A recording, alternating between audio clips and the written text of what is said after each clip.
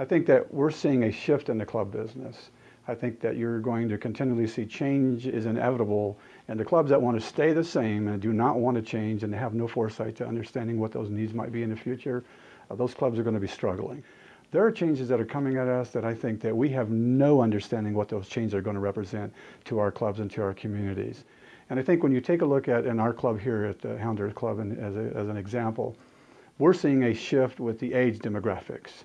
The average age of our member is aging, but ultimately the days of the club just doing what they've always done, that's going to be an issue in the future.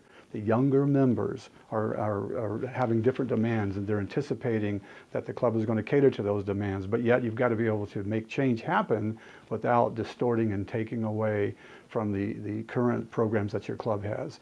I think as we look at the future and we look at our clubs, we need to continue to be relevant. We need to address, as an industry, the accessibility and the growth to the game of golf. Each of us as operators of private clubs, which are the beacon of many communities, need to continue to not only deliver on the experience, but look beyond the walls as making your club within your community a special safe haven, a place that people want to be part of.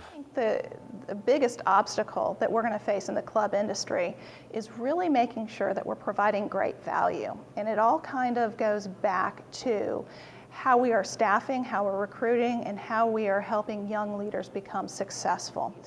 We're going to have to give them both the education as well as that safe zone to really excel in the club industry.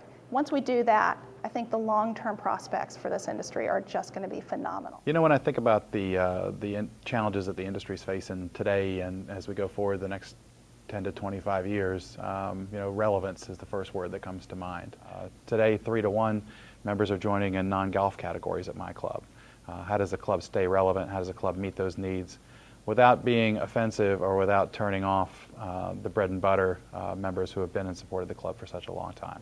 I think as far as the big challenges is staying ahead of the curve and creating a roadmap to get to where you need to go. So I think that's the big challenge for all clubs.